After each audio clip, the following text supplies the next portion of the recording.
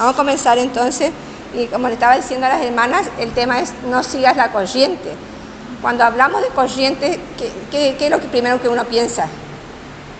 Como vemos ahí en la foto, ¿no es cierto? Es un río caudaloso, muy impetuoso, ¿no es cierto? Con mucha fuerza que va. Es un río que lleva todo a su paso, que arrastra todo a su paso. Ese es ir con la corriente. Pero ahora vamos a hablar ir contra la corriente, ¿no es cierto? Que es más difícil todavía. Y para entender mejor esto, ¿será que hay en la naturaleza una ilustración? Algo o alguien que va contra la corriente. Y investigando encontré este animalito. Se llama salmón. El salmón nace en la zona de Estados Unidos y dice que crece a tamaños enormes ese pescado. Y nacen en arroyos de aguas dulces. Pero luego llega un tiempo en que empiezan a migrar hacia el mar. Y dice que se van 500 o 1500 metros, mucha distancia, ¿no es cierto?, hasta llegar a las aguas saladas del Pacífico, hasta el océano se van. Y allí empiezan a crecer a tamaño enorme. Algunos llegan hasta 1 metro más o menos, así de grande, ¿no es cierto? Pero después de pasar un tiempo, les ocurre algo raro, como que sienten deseos de volver al lugar donde nacieron. Y dice que empiezan a regresar y tienen como un GPS para volver, como que saben el lugar donde nacieron, ¿cierto? Y otra vez vuelven, esos ríos caudalosos van subiendo, pero ahora ya van contra la corriente. Y dice que es muy difícil este viaje, tienen que saltar cataratas a veces, y están intentando saltar, no sé si ustedes vieron esos documentales, o sea que muchos mueren contra los acantilados, otros mueren por los osos, o las aves también, pero ellos siguen igual. Los que quedan siguen igual. Y dice que cuando parten del mar son robustos, gordos. Y cuando llegan, los que llegan, dice que llegan flaquitos, débiles, así todo con otro color parece. Llegan flacos, débiles y golpeados. Y cuando llegan a su arroyo natal, dice que ponen huevo y mueren. Ya es su ciclo ya. Vienen a morir, producen y vuelven a nacer otros pescaditos y vuelven a hacer el mismo ciclo que ellos hicieron. Esto le pasa a estos animalitos, ¿no es cierto? Y es un ejemplo de nadar contra la corriente. Y nosotros también en una época vivíamos de acuerdo, siguiendo la corriente de este mundo. Eso era antes de conocer a Cristo, antes de creer en Cristo. Y vamos a leer en Efesios 2, 1 al 3, cómo era nuestra conducta antes de conocer a Cristo. Que no era nada buena ni nada recomendable, era un estado pecaminoso y perdido, ¿no es cierto? Efesios 2, 1 al 3. Él os dio vida a vosotros cuando estabais muertos en vuestros delitos y pecados, en que en otro tiempo anduvisteis conforme al curso de este mundo, conforme al príncipe de la potestad del aire, el espíritu que ahora obra en los hijos de desobediencia. Entre los cuales también todos nosotros debimos vivir en obedecer, hacer nuestra carne haciendo la voluntad de la carne, y los pensamientos que eran nuestra naturaleza. Ahí está. Entonces este es nuestro estado antes de conocer a Cristo, cuando andamos por la corriente de este mundo. En primer lugar dice, Él Dios dio vida a vosotros cuando estabais muertos en vuestros delitos y pecados. Esa era nuestra condición. Y ahí nos asemeja a muertos. Qué terrible, ¿no es cierto? Estábamos muertos. ¿Y por qué dice que estábamos muertos? Estábamos muertos espiritualmente, ¿no es cierto? ¿Y qué quiere decir esa palabra muerto espiritual? Estábamos vivos, pero estábamos muertos. Muerto en el espíritu. Espiritualmente, es decir, estábamos alejados de Dios. Es lo mismo que la muerte. La muerte siempre es separación. Cuando es física, es del cuerpo, del espíritu, ¿no es cierto? Pero cuando es espiritual, ¿qué se separa? Nosotros de Dios, ¿no es cierto? Estamos separados de Dios, por eso es muerte. Separados de Dios en rebeldía, en condenación. Y también dice que estábamos muertos, la causa era que estábamos muertos en delitos y en pecados, ¿no es cierto? ¿Qué quiere decir eso de delitos? ¿Por qué habla de delitos? Delitos es una palabra en griego, o sea, como se escribió la Biblia, es paráptoma, que significa pasos en falso o error. Describe al ser humano que anda buscando un camino, pero se va para otro camino. Qué feo, ¿no es cierto? También quiere decir una persona que no se acerca a la verdad, más bien se aleja de ella, nunca llega a la verdad. Y es muy feo vivir fuera de la verdad, ¿no es cierto? Y así es la persona sin Cristo, nunca está en la verdad, siempre está en el error. A veces decimos, ahora sí, y no, ya está mintiendo otra vez, está falseando otra vez. No. Entonces por eso siempre vive en el error, siempre vive en el paso en falso, y eso significa delitos. Así es como vivíamos antes nosotros, también estábamos muertos en nuestros delitos, y también dice pecados. Y esa es otra palabra en griego que significa amartia. Errar o perder el blanco quiere decir, y es como el tiro al blanco. Nosotros nunca dábamos en el blanco, ¿no es cierto? Siempre estamos buscando lo correcto, pero siempre hacíamos cosas incorrectas. Y se refiere a error intelectual o fracasos morales. Siempre uno está en entendimiento, está mal. Por ejemplo, antes nosotros entendíamos todo mal la creación de Dios, por ejemplo. Nos enseñaban en la escuela que, nosotros como éramos religiosos creíamos que Dios creó al hombre. Pero después nos enseñaban en la escuela que salimos del mono y creíamos las dos cosas. O que veníamos de la evolución y creíamos también eso.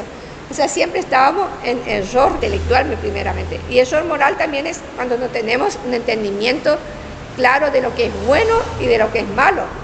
Y vemos como ahora ya con nuestra mente en Cristo nos damos cuenta de eso. Como la gente, como si nada, se juntan, viven juntos y para ellos es lo normal, ¿no es cierto? Es porque están errando en blanco, no aciertan. Saben lo que es bueno, pero no lo pueden hacer. O sea, que viven errando en blanco. Y esa es la vida nuestra antes de conocer a Cristo. Estábamos muertos en nuestros delitos y pecados. En versículo 2, ahí dice, estábamos siguiendo la corriente de este mundo. Ahí habla de corriente, de lo que estamos hablando, ¿no es cierto? Nosotros seguíamos esa corriente. ¿Y qué significa seguir? Es alguien que anda detrás de otro, o sea, siguiendo a otro. ¿Y es malo eso? Depende, exactamente, depende a quién sigas. El problema no es el seguidor, sino a quién sigo, porque eso determina tu vida. O sea, la palabra corriente es la manera de conducirse. Estamos siguiendo la corriente. Nos conducíamos como el mundo lo hace. Teníamos la misma conducta de los demás. Ahí agrega otra cosa, el versículo 2. Estamos en Efesios 2:2. Y dice que estamos conforme al príncipe de la potestad del aire. Ahí se pone más difícil ya el tema. Porque cuando estábamos en el mundo, estamos siguiendo nosotros creíamos que seguíamos el ejemplo del vecinito, de la vecinita, de todo. No, estábamos siguiendo el ejemplo, o mejor dicho, la corriente de quién. Del diablo, terrible, ¿no es cierto? Terrorífico. Estábamos siguiendo la corriente de Satanás, que es el príncipe de este mundo. Y eso es terrible. Entonces el versículo 3 dice que nosotros vivimos haciendo los deseos en otro tiempo, dice, haciendo los deseos de nuestra carne. ¿Y qué será que era eso? ¿Hacíamos deseos buenos o malos? Malos, ¿no es cierto? Deseos malos o impulsos naturales del hombre carnal. También se llama concupiscencias. O sea, vivíamos con esos deseos de concupiscencia, o sea, deseos malos. Y también hacíamos, dice, la voluntad de la carne y de los pensamientos. Eso se refiere que son impulsos y deseos naturales del cuerpo físico gobernado por malos pensamientos. Fíjense qué terrible, teníamos todos esos malos pensamientos y esos malos pensamientos nos gobernaban. Y vivíamos haciendo la voluntad de la carne pecaminosa y de los pensamientos. Y por eso, como consecuencia de este estado, dice que éramos por naturaleza. Por naturaleza, ¿qué quiere decir? Que era nuestra forma natural de ser. Y esa forma natural de ser no agradaba a Dios. Y entonces, ¿a quién le teníamos por enemigo? A Dios. Estábamos sujetos a la ira de Dios. Era por naturaleza hijo de ira, ¿no es cierto? Y qué peligrosa situación en que vivíamos. Qué peligroso vivir así, objeto de la ira de Dios. O sea, estamos en pecado totalmente, apartados de Dios, sin hacer la voluntad de Dios. En conclusión, éramos muertos espirituales, alejados de Dios y condenados. Entonces estábamos sentenciados, como eso sentenciado a la horca, ¿no es cierto? Nosotros estamos sentenciados a la muerte eterna. Y eso es lo que vemos en esta ilustración. Vemos ahí Isaías 59:2.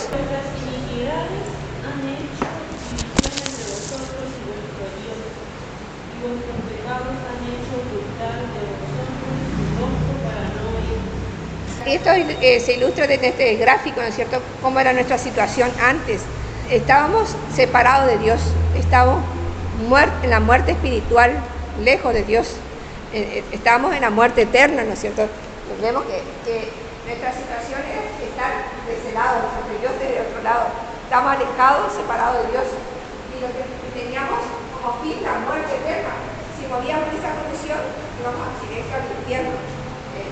Esa era nuestra situación, porque el pecado nos había separado de Dios, ¿no es cierto? Y Él ni siquiera oía nuestras, por más que hacíamos rezo, que no servía para nada, ningún sacrificio que nosotros hagamos, ¿no es cierto? Y por eso Dios ocultaba su rostro para no oír, no teníamos ninguna comunicación con Dios. Y para colmo, ¿qué nos dominaba? ¿Qué nos gobernaba? El pecado, ¿no es cierto? ¿Cómo podrían describir esta situación en pocas palabras ustedes?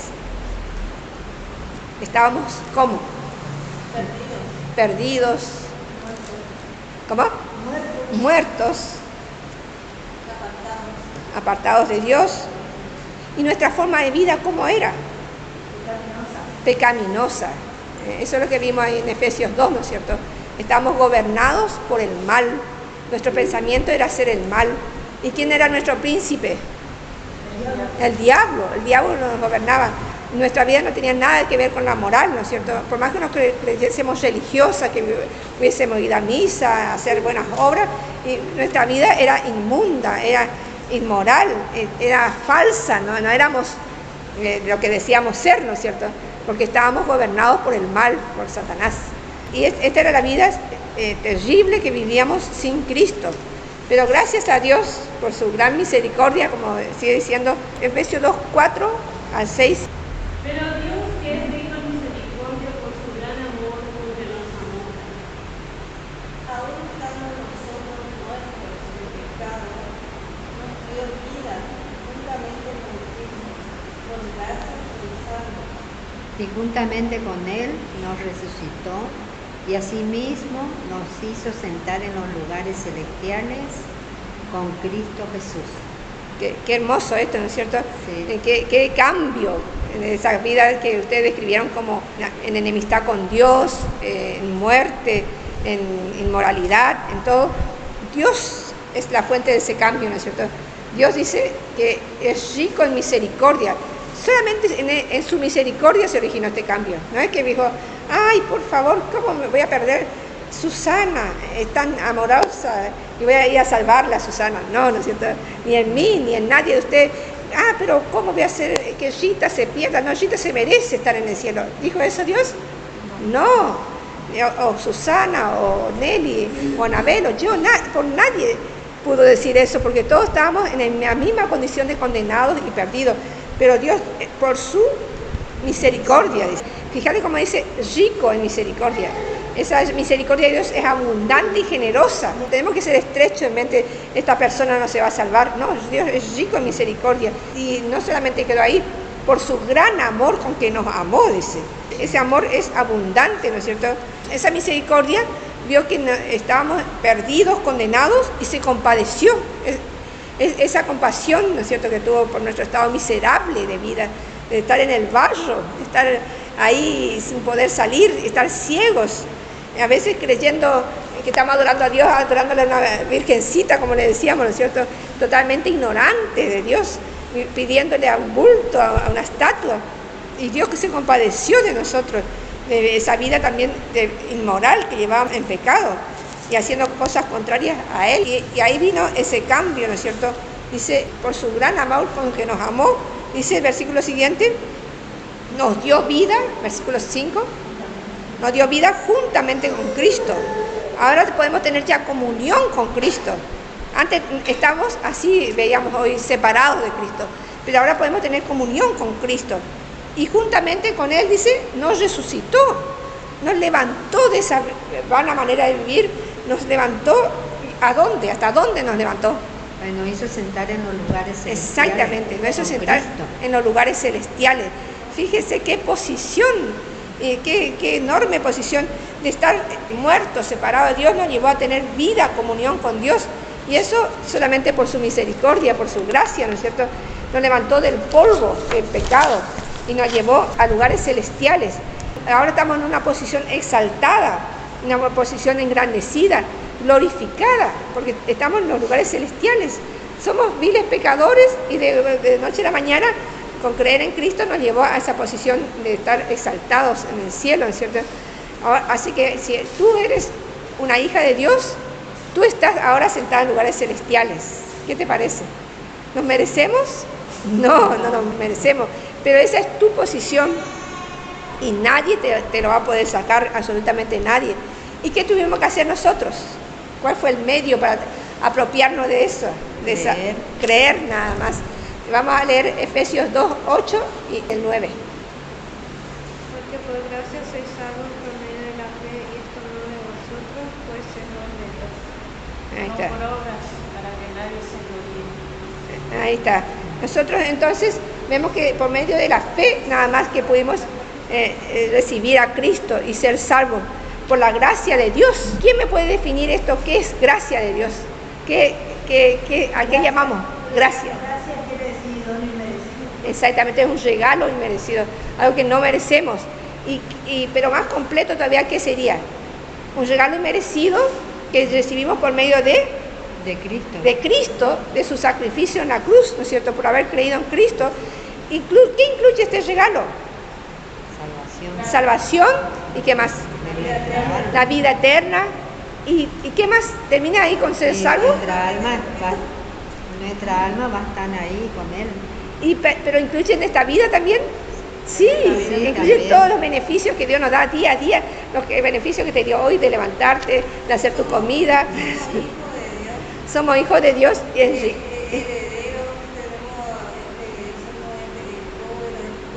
coheredero con Cristo.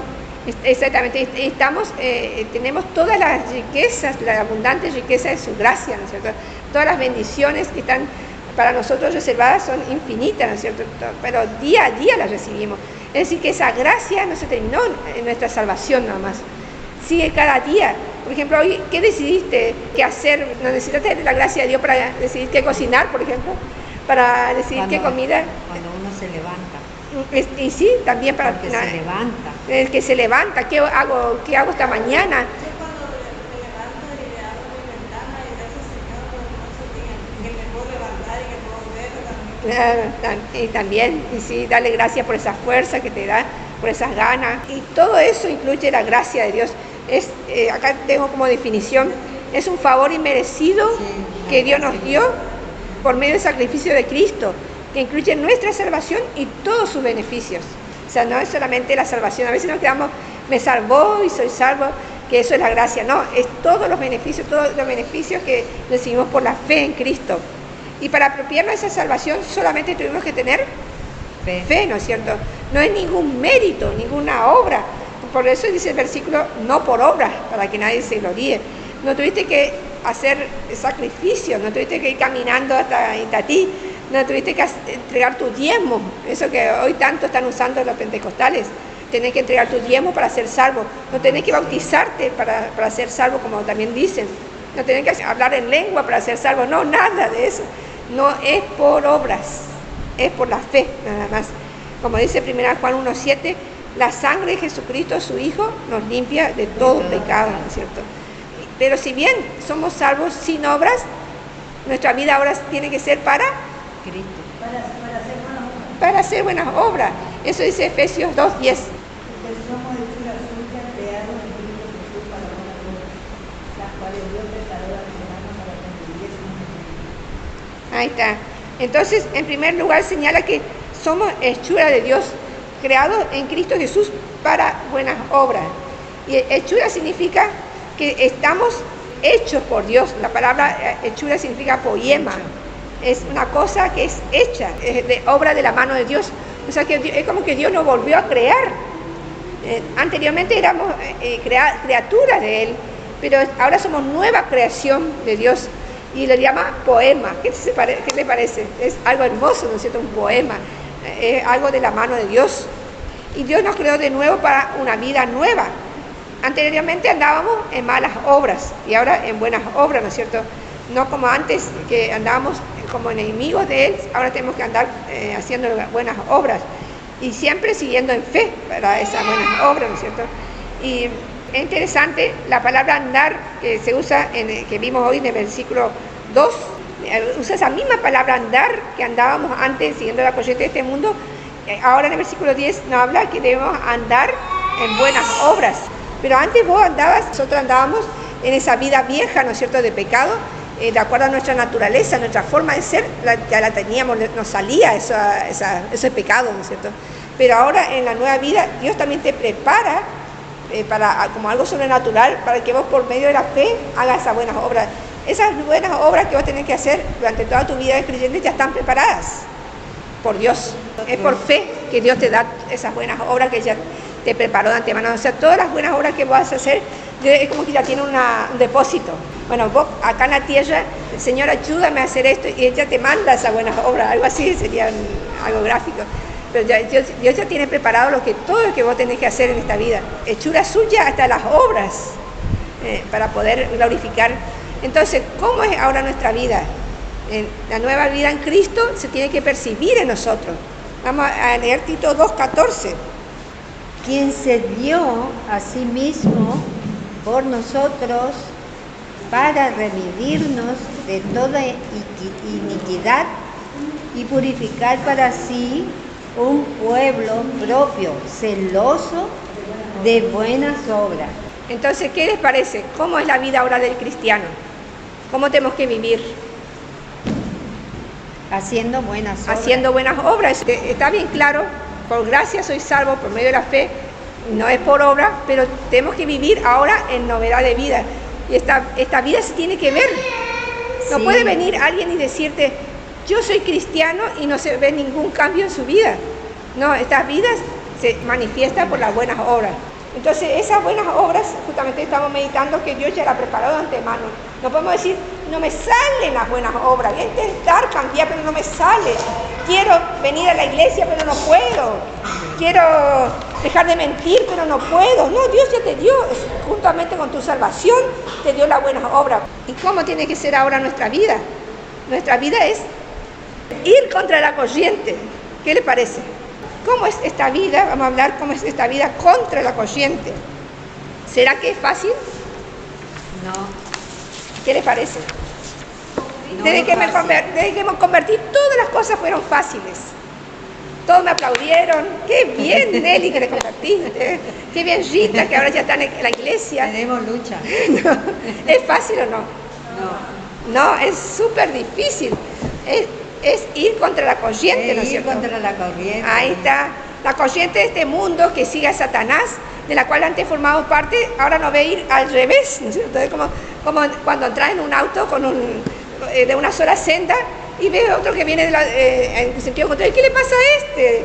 ¿Cómo si es de una sola senda?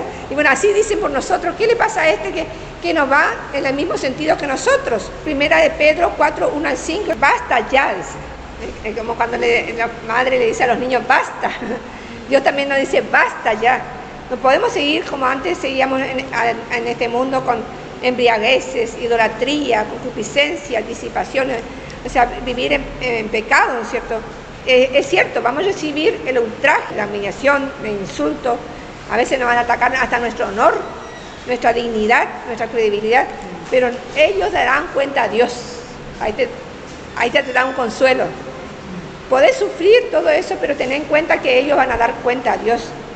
Y vamos a ver 2 de Timoteo 3:12 y 14. Y aún todos los que quieran vivir piadosamente en Cristo Jesús padecerán persecución. A los malos hombres y los engañadores irán de mal en peor, engañando y siendo engañados. Ahí está. Entonces, tenemos que saberlo. ¿Sos cristiano? Te pregunto, a ver, Rebeca, ¿sos cristiana? Padecerá persecución.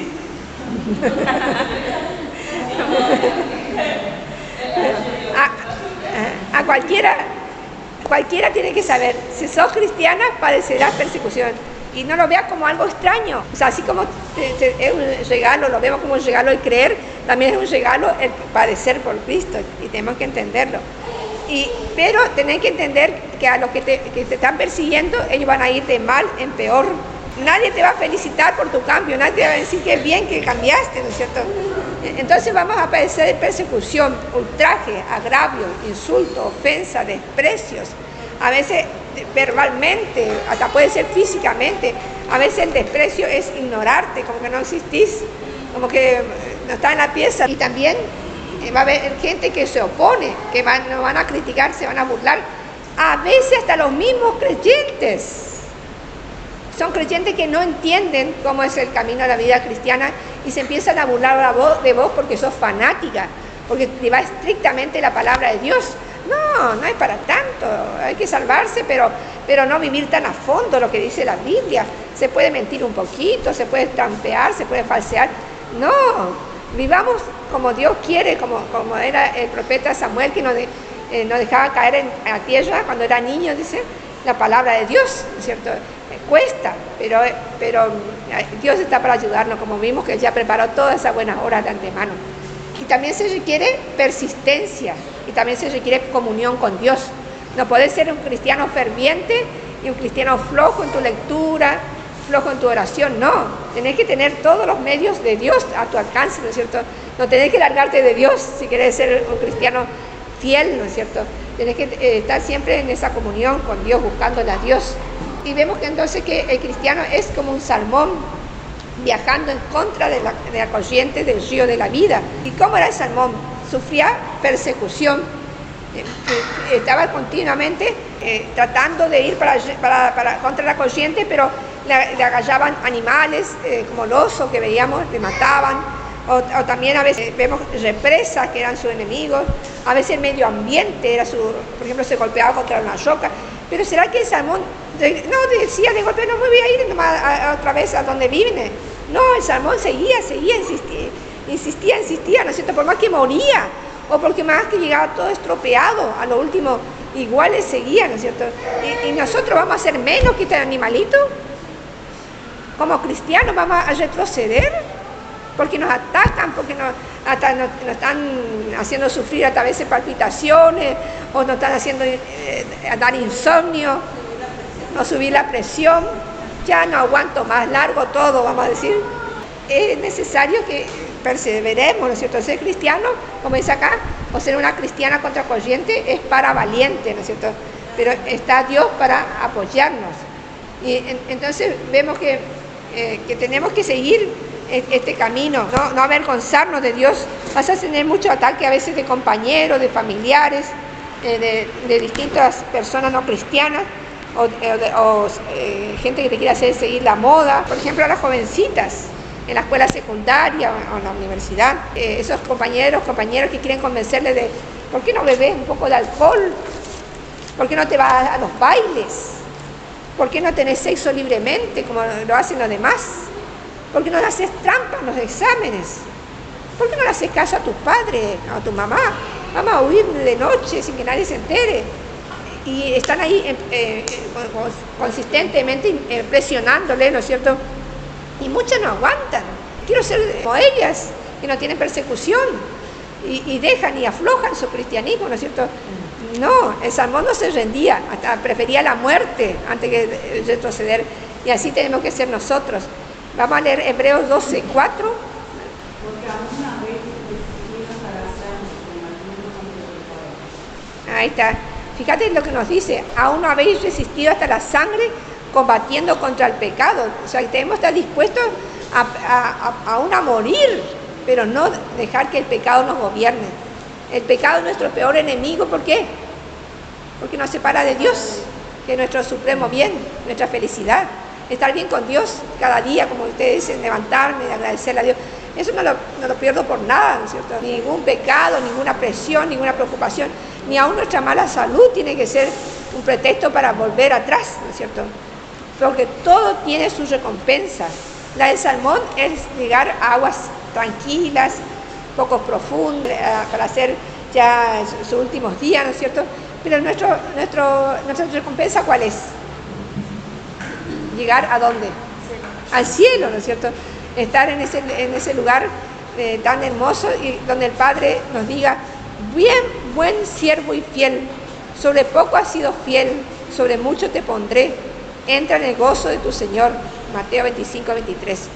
Qué lindo, ¿no es cierto? Llegar a que Dios te diga, hiciste bien la carrera en esta tierra, sufriste, llegaste como el salmón, también todo descompaginado, pero igual, llegaste hasta el final de la carrera y fuiste fiel, ¿no es cierto? Y ahora vamos a ver ejemplos de vivir contra la corriente. Hay muchos ejemplos que ustedes también conocen, pero algunos ejemplos voy a dar para que las hablemos, ¿no es cierto?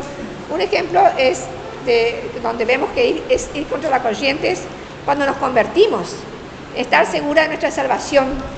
Como dice acá, una vez salvo, siempre salvo. La primera lucha que tiene el creyente en Cristo es decir a una persona, yo ya soy salva, yo ya voy al cielo. Y te van a decir, no, ¿de dónde sacaste eso? Nadie puede estar segura de tu salvación, de su salvación. A mí me acuerdo que me decían eso cuando me convertí, tenía que mostrarles la Biblia. Es decir, lo primero que haces es chocar contra lo que dicen, no podés estar seguros de irte al cielo. Y ahí están los versículos bíblicos que vamos a ver. San Juan 5:24. Bueno, es cierto amigo, que si oye la palabra, crea que me envió, tiene vida eterna, y no vendrá a condenación, mas ha pasado de muerte a vida. Ahí está. Está bien claro, ¿no es cierto? Hemos creído en Cristo y eso es para vida eterna, ¿no es cierto? Para siempre. Ya es cierto que hemos venido del pecado, hemos estado en condenación, pero una vez que creímos en Cristo, dice Dios, ya hemos pasado de muerte a vida y esto no se pierde, ¿no es cierto? 1 Juan 5:13. Yo he escrito estas cosas a vosotros que creéis en el nombre del Hijo de Dios, para que sepáis que tenéis vida eterna y para que creáis en el nombre del Hijo de Dios. Ahí está. Entonces vemos que dice para que sepáis que tenéis vida eterna. Eso nunca se termina, ¿no es cierto? Esa seguridad de salvación. Y Dios declara entonces que todo aquel que cree en Jesús tiene vida eterna. Pero ahora vamos a entrar en otro tema más álgido todavía, la sumisión.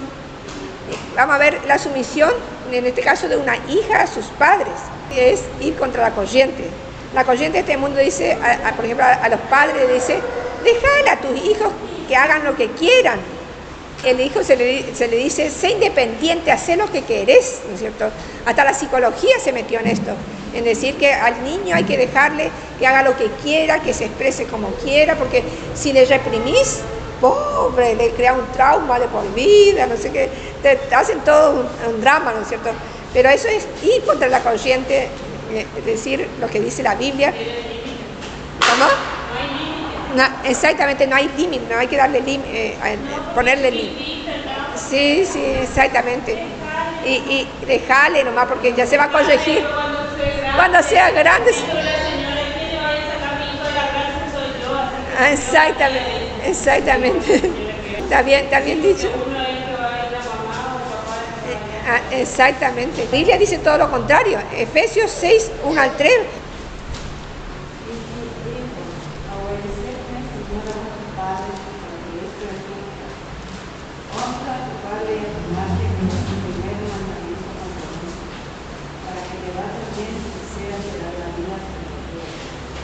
Ahí está, este es el primer mandamiento con promesa, y que esta promesa incluye calidad y cantidad. Calidad de vida porque dice, te va a ir bien, ¿te gusta vivir bien en esta vida? ¿Quién no, no es cierto? Bueno, sé obediente a tus padres. ¿Te gusta vivir muchos años, tener larga vida? Sé obediente a tus padres, ¿no es cierto? ¿Te gusta la cantidad de vida también, vivir muchos años? Bueno, obedece a tus padres, ¿no es cierto? Y para esto vamos a ir al libro de Proverbios. El libro de Proverbios está lleno de principios de los hijos y también para los padres, que tienen que aprender sobre la obediencia, ¿no es cierto? Vamos a aclarar esto. ¿Cuál es el objetivo de la enseñanza de los niños? ¿Para qué enseñamos a los niños? ¿Para qué criamos? ¿Cuál es el objetivo final? ¿Para qué criamos a nuestros hijos? Para que nosotros como cristianos tenemos la salvación de ellos. Exactamente, pero el objetivo final... Y para darle dirección, y para sí. que Y la Biblia pone un objetivo final para todo, para la gloria de Dios, ¿cierto? O sea, todos fuimos creados para la gloria de Dios. Y entonces a nuestros hijos tenemos que criarles para la gloria de Dios. ese no No, en absoluto.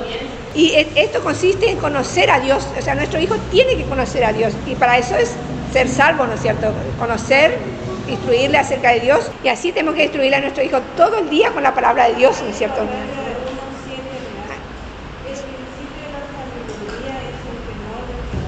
Ahí está, muy bien. Y todo eso forma parte de la instrucción que tenemos que dar a nuestros hijos. Y también después instruirle para servir a Dios. Una vez que es salvo, servir al Dios verdadero y exaltar en su vida a Cristo, ¿no es cierto? Todos estos son los objetivos de nuestra crianza a los hijos. ¿Y por qué tenemos que instruir a nuestros hijos? ¿O para qué? Para que no sea llevado por las corrientes del mundo. Ahí está. Los niños necesitan la instrucción de sus padres. Pero vamos a leer ahí Proverbios 22, 15. La necesidad debe estar ligada en el corazón del muchacho, mas la vara de la corrección la alejará de él. Ahí está. Entonces la necedad está ligada al corazón del muchacho. Entonces necesitan sí o sí la instrucción. Un niño no es sabio, no nace sabio. De balde que le deje haga lo que quiera. ¿Cómo va a ser? Que elija. Imposible. Va a elegir. Bueno, hasta eso le están queriendo hacer elegir. Es increíble. Bíblicamente esto se logra por la comunicación y por la vara. Vamos a ver eso en unas pequeñas instrucciones. La comunicación es importante. Proverbio 23, 19. Oye, hijo mío, sé sabio, y endereza tu corazón al camino. Sí. Entonces es importante la comunicación. Hay que escuchar a los padres. El uso de autoridad fue dada a los padres por Dios. Pero ahí también está un desafío para nosotros padres. Tenemos que aprender a comunicarnos con nuestros hijos. Esto implica no solamente hablar, sino también escuchar y ver que cuando hablamos se nos entienda. Porque a veces nos enojamos y no le dimos bien claramente las instrucciones de qué es lo que tenían que hacer. Andá a hacer tal cosa, le decimos, pero no explicamos qué es hacer eso. Paso por paso. En eso somos también a veces crack nosotros. Queremos que se nos obedezca, pero primeramente nos enseñamos cómo hacer. Y acá voy a darle unas instrucciones que saqué de un libro que después le voy a recomendar, que dice que la comunicación implica varias facetas, ¿no es cierto? Primeramente, dar ánimo. Tenemos que animar a nuestros hijos, tenemos que alentar a nuestros hijos.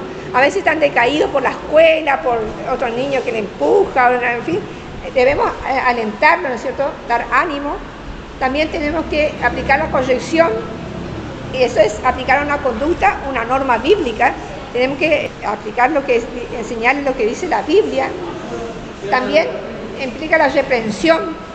Tenemos que muchas veces reprimir fuertemente, censurar fuertemente, porque es algo dañino lo que vamos a hacer. No podemos decirle en forma suave, por favor, alejate del enchufe.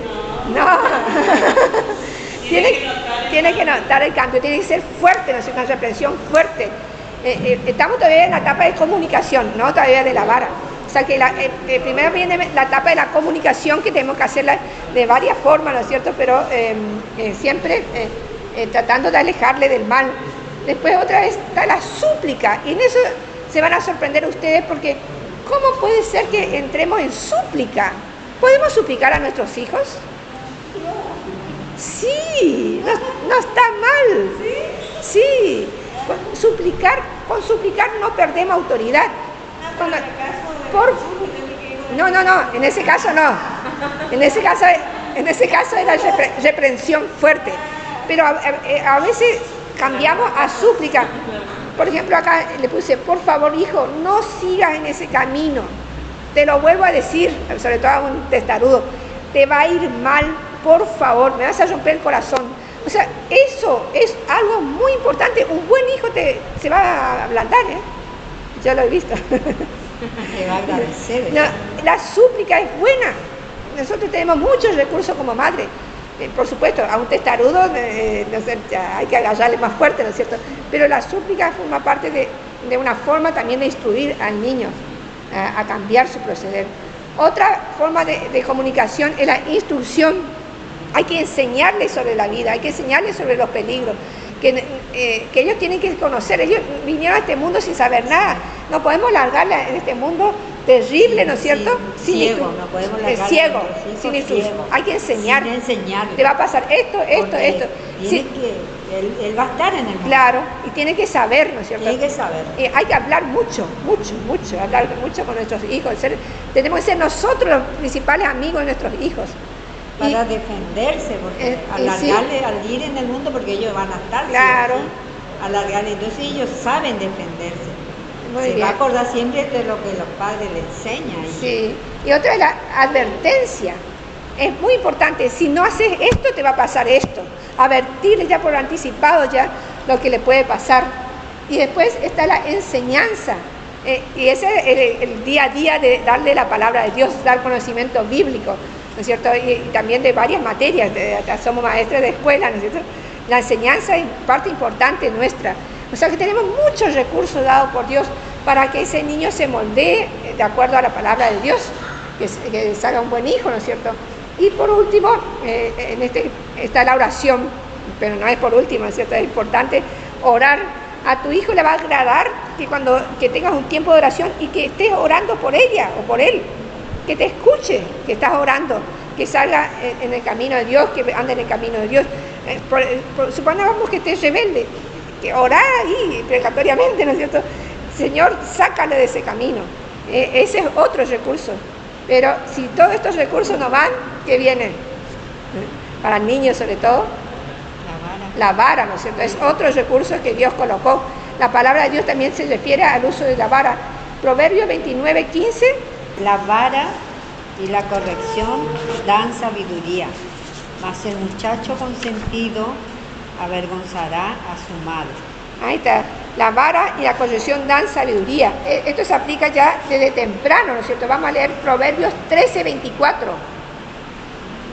Desde los primeros años tiene que ya es más importante todavía la vara de los primeros años que la vara de los últimos años. Si ya no lo aplicaste en los primeros años, ya es medio tarde si lo empezás a aplicar. A veces es una... Ahí está. Increíble, hay madres que aborrecen a sus hijos, que odian a sus hijos. ¿Saben por qué? Porque no le castigan. Eso dice la Biblia, que es necesario primero una palmadita, después ya un poquito, pero que sienta el dolor. Ya sabemos que hay un lugar. Y bueno, entonces vamos a ver en Efesios 6:4. Y vosotros, padres, no provoquéis a ira a vuestros hijos, sino criadlos en disciplina y amonestación del Señor. Ahí está. Esta disciplina tiene que ser en el lugar adecuado. Dios ya creó un lugar adecuado, no cualquier parte del cuerpo, no por la cara, no por los brazos. No. Ya el cuerpo, la parte del cuerpo son las nalgas, ¿no es cierto? Ya es bien acolchonado, pero no que no lo sienta también, porque a veces alguno tiene un pañal y no siente nada, ¿no es cierto? Y es algo adecuado, tiene que ser adecuado al castigo. Por ejemplo, un padre, una madre tiene que ponerse ya cuántos castigos merece esa corrección, ¿no es cierto? No es ahí con la ira tampoco, no. Por eso dice no con la ira. Si estás enojado, espera un momento, después aplicarlo. Pega mal, exactamente, por cualquier parte. En cantidad también. Entonces, no con ira, dice, no deis lugar a la ira a vosotros padres, sino hacerlo siempre con tranquilidad, explicándole, mira fulano, vos infligiste esto, te va a corresponder tantas palmadas o tanta vara y ya está, ¿no es cierto? No es para un drama. Y siempre después de dar esa paliza, ya tiene el tiempo del afecto otra vez, volver al afecto, ¿no? Ya terminó, con el castigo terminó, ¿no es cierto? Ya hay que volver a ese afecto.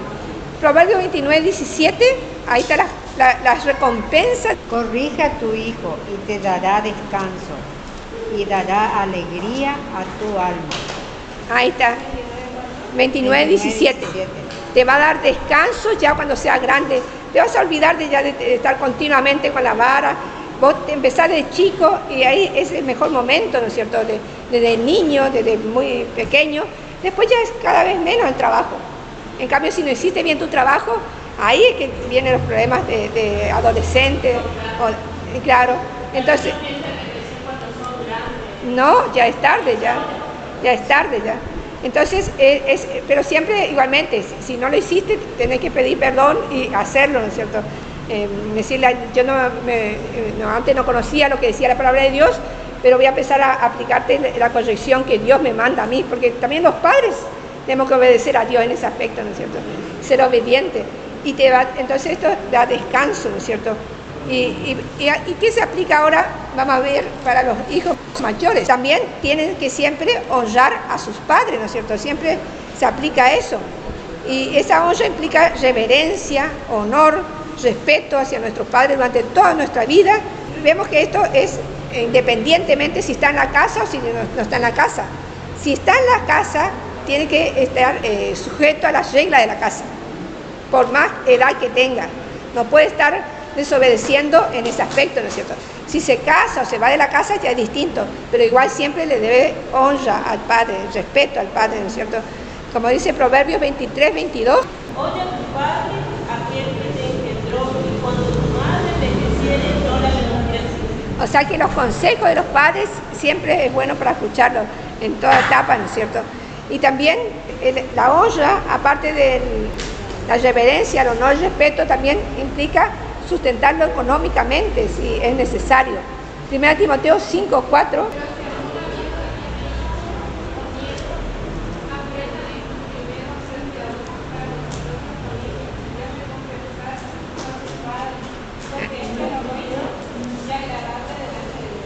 Ahí está.